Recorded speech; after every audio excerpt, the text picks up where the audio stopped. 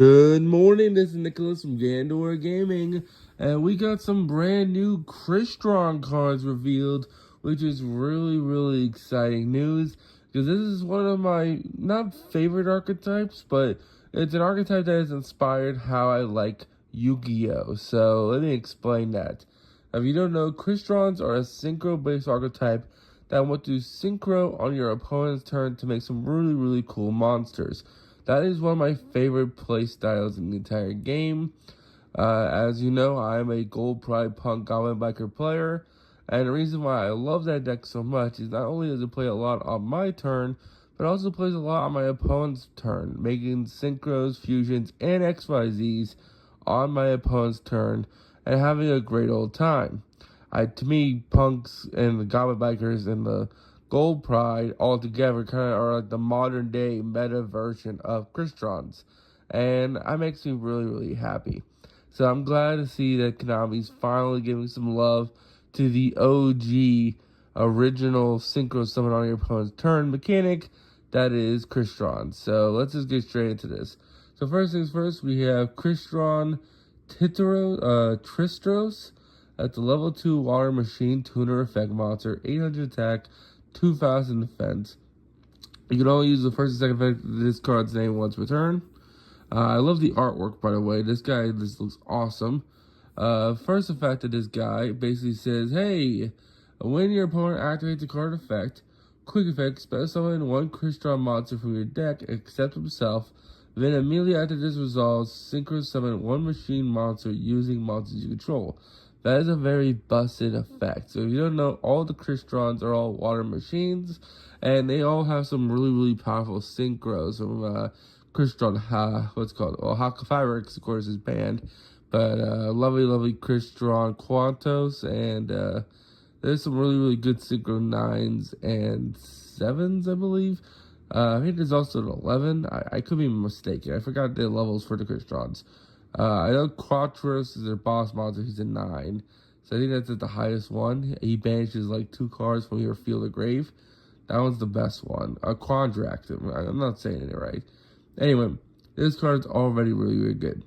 The second effect of this card says you can banish this card from your graveyard, destroy one synchro monster you control, then special summon 2 Crystron monsters from your deck. Also, you can't special summon the rest of the turn except machine monsters. That is not a restriction. Yes, this is going some machines, but the whole deck revolves around machine synchros, which is pretty awesome. And all the Crystrons have floating effects when they die, so destroying a machine synchro you control just means they float, which is pretty awesome. That is a fantastic effect. And then the third effect of this card, you can't special summon from the extra deck for the rest of this turn except machines. Note, this card has horns and 1,000 less attack and defense. So for True King Bartholomew of Faramir. Okay, so that's just a note for the editor. I guess that's like synergies of our cards. Let's keep going. Next we have Crystron Sulfurhole. This is a level 5 water machine effect monster, 1900 attack, 2250 defense. You can only use the first and second effect of this card once a turn. Basically, its first effect is it discards to your hand or grave. Target one Crystron monster you control, destroy it, and special summon this card from your hand. Can't special summon the rest of the turn except water monsters. And then, if this card is no more special summon, send up to 2 Crystron cards with different names from your deck to grave. This card just reads, I'm double Foolish Burial, and I'm popping a Crystron field to special summon myself, which will trigger the Crystron effect, which is actually kind of insane. That's a very great effect. Finally, we have a brand new synchro monster. This is Crystron Illustrious. This is a level 7 water machine synchro effect monster, 2600 attack, 2100 defense.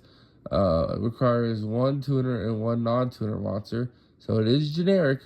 You can only use the first and third effect of this card once a turn. In this card is synchro summon, you can add 1 Crystron card from your graveyard or banish it to your hand. Monsters your opponent controls lose 500 attack and defense. If this synchro monster is destroyed by a card effect, special summon 1 Crystron monster from your graveyard or banishment. Really great starter / extender for the synchro archetype, which is really good. Next, we have Crystron Inclusion. This is a continuous spell. You can only activate one card of this card's name once returned, and you can only use the third effect of this card's name once returned. When this card resolves, add one Crystron card for your deck to hand, except Crystron inclusion. The first time each Crystron monster will be destroyed by battle this turn, it is not destroyed. And the third effect, you can banish this card from your graveyard, target one Crystron monster in your graveyard, spell summon it. A lot of graveyard synergy, which is great, because all the Crystrons, like I said, revolve around the graveyard and destroy themselves. So this is a really, really great effect. And then finally, we have Crystron Cluster. This is a new continuous trap. You can only use the first and second effect of this card once a turn. First effect, all Crystron monsters you control can be destroyed, but can't be banished by your opponent's card effects. So it is have banish protection, which is pretty solid. Second effect is you can target one face-up monster on the field and up to two Crystrons. If you could, let me read that again. You can target one face-up card on the field, or up to two if you control a Crystron Synchro monster. Shuffle one Crystron card from your graveyard and banish it back into the deck. If you do, destroy the target. So this is just basically just pop 2 every turn. That's pretty awesome. And yeah, that's basically it. I wish they got a new boss monster. As much as I like Krondrax, he is just a 3000 beat stick that is banishes 2 on summon. I would really... Yes. I really do think they need a brand new Synchro boss monster. As much as I like the brand new cards, I don't think it adds anything like to the end board of this strategy. This deck still wants to Synchro climb on their turn, and then set up the material in order to then power into really, really powerful Synchros on your opponent's turn. So I know this deck says, oh, we're machine restricted, or we're machine restricted. You can only play machine Synchro monsters. However, on your opponent's turn, when you just quick Synchro, you kind of make anything. For example, one of the famous plays this deck did was that it made Trishula on your opponent's turn. This deck wants to make generic Synchros on your opponent's turn and use the Crystron Synchros on our turn. At least that's kind of like the idea. It's still a really, really cool archetype. It just... I wish they would have got a brand new Synchro monster to help synergize on going second and just help them push through boards. Because as much as this kind of modernizes more of their like interruptions, with like the new trap card and more like play starters, like this continuous spell, this new main deck monster, there's still some key issues to bring Crystrons back into the metagame. And I don't think this is enough. I think they still need like another 2, 3, maybe even 5 more new cards. But it's a really, really solid start. We'll just have to see where it goes from here. But ultimately, I'm happy where Crystrons are. I think it's a really cool archetype, and hopefully they do better in the future. Maybe the deck's better, and I just don't see it yet. But anyway, hope you all enjoy. See you on the next one, and bye-bye.